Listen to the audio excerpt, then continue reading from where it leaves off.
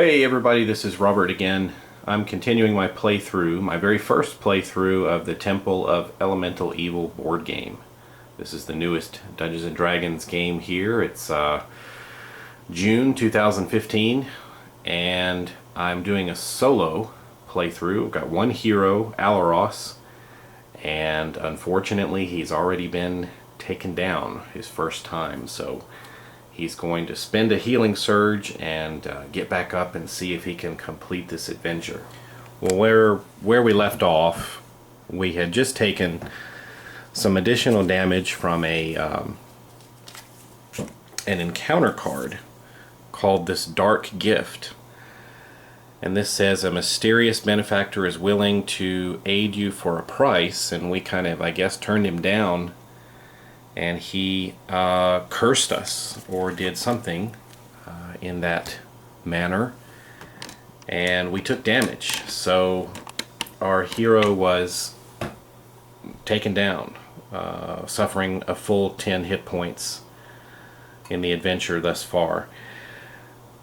Now, just before that event card was activated, we did place monsters during the exploration phase, and thanks to some comments by some of you all, discovered that the doppelganger has a special ability that activates as soon as the card is drawn, and it says that it is called infiltration, and it says when the doppelganger is drawn, place your hero on the start tile and place the doppelganger in the square where your hero previously occupied. So we're still alright to fix this.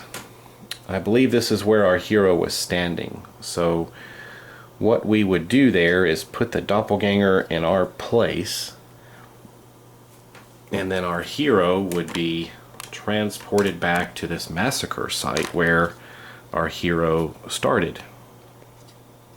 And then the event card would have taken him down. I believe that's correct. So, still learning these new cards in my blind playthrough here. So we're going to start a new round and let's continue. I think that gets us up to speed. We'll pick up things here with the hero phase, and if you have 0 hit points, and yes we do, use a healing surge.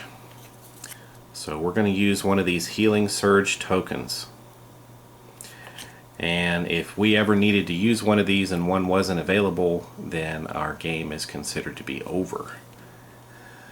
A healing surge, when you spend it, you take a look at your surge value, and that's how many hit points you regain. So we can take off this 5. A message has been received. Sorry, that's my phone. You can take off these 5 hit points of damage, and that basically takes us back to half health. So, struggling up to his feet, Alaros is a bit, once again, disoriented. Why does he keep ending up back at this massacre site? It's like Groundhog Day. He keeps returning again and again, not really sure what happened. So, let's continue our hero phase, and we get to take our actions now. So, maybe, since we've kind of cleared some of the traps, one was safe and we foolishly stepped on the other without even trying to disarm it, we do have kind of a clear path to continue in this direction. Or we could try to go in a new direction, maybe to the south. We obviously are going to be running into some bad guys this way. So I need to think about this. I'm all by myself. As I'm thinking this over, viewers, you also helped me out here with these trap tokens, which are new. It reminds me a little bit of the closed doors that we had in Wrath of Ashardalon, which is the set I've played the most. You can, I guess, either trigger or attempt to disarm one of these things, and if you still have movement available, you can continue moving. So that was something that I was not aware of before. I still think unless you're right up against the traps, I guess you can only disarm one of those, I assume. Let me see if there's anything that can clarify that. I'm assuming you can only attempt to disarm a trap once, because I'm looking here, disable trap. You can perform one of the following actions. So the movement you're a little more flexible with, but I think you can only disable one trap. Anyway, let me know if that's wrong. But let's see what he's going to do here. Well, I think the best thing to do is to try to disable this trap right beside of Alros here. So let's give this a roll and see if we can do this. So here's our dice tower, and we got a 12. That should be a success. So we have successfully disabled this trap. And I wonder if you're allowed to look at these. I guess you are. That was bear, so I guess it wouldn't have been so bad if we just stepped on it. So that was our first action, and now we can continue our move. So we're going to use our 1 point of move to get to the edge of that tile. And that will basically finish the hero phase. So continuing the exploration phase, we draw a new tile. And once again, looks like Trap City. Another black triangle. I think one of the viewers told me that these black triangle tiles were like 50-50 in the stack, but I'm having a hard time believing that. I've had nothing but black so far. May have been just a bad shuffle on my part. But let's place some trap tokens here. Alright, looks like about 4 of these traps are going to be in this room. And once again, no monsters. So that's a good thing. Well, now we need to move into the villain phase. There were no monsters to draw there, so we have a black triangle, so that means we need to get another encounter card. Choking Ash. A cloud of smoke and embers fills the air, making it impossible to breathe. Sounds like we're back in Firestorm Peak. Attack your hero. Choose a monster on your hero's tile, and that monster activates. Fortunately, we're away from all the monsters now. But an attack of +7, and it's going to do 1 damage if we can't avoid it. That's an 8 + 7. Well, that's going to be a 15, and we actually avoided this damage because our armor class is 17. So we're okay. No damage on a miss. So finally, a little good fortune comes in the direction of our fighter.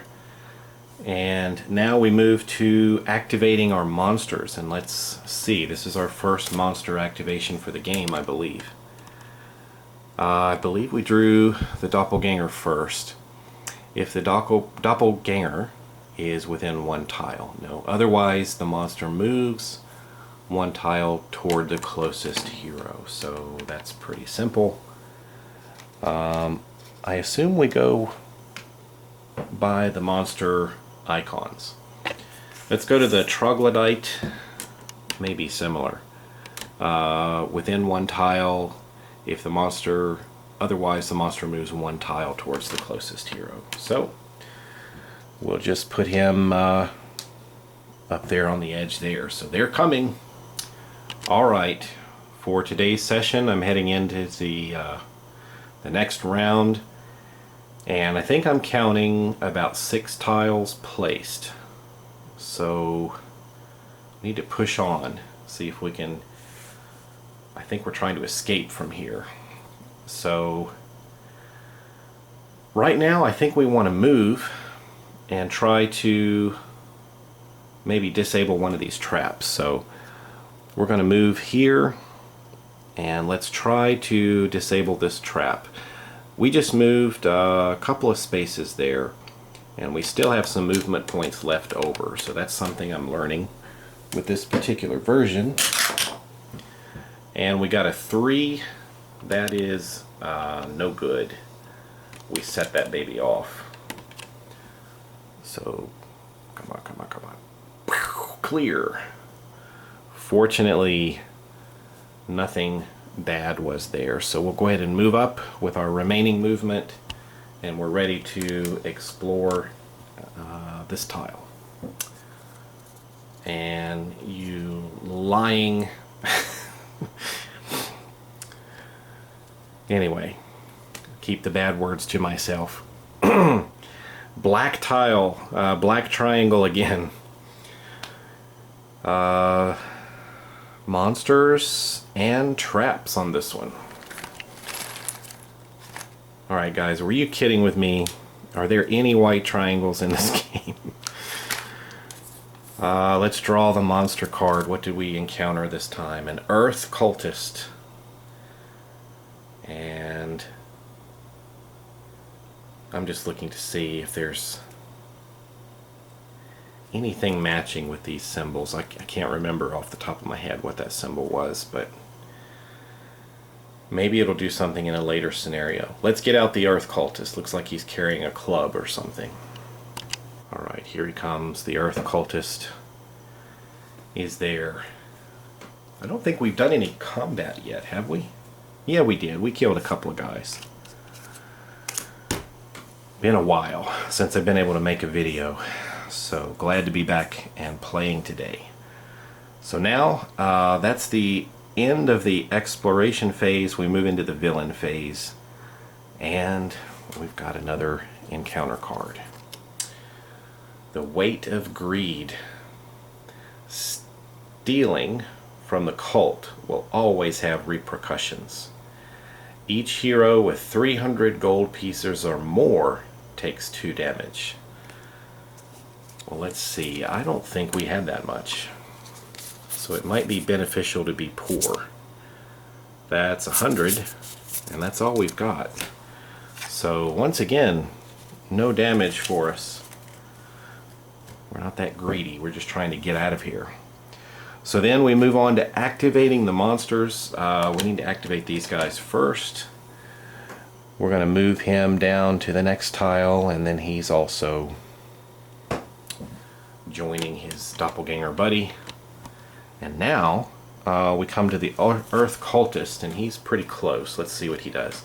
If he's within 1 tile, it moves adjacent to the closest hero and attacks that hero with a stone club. I bet that's heavy.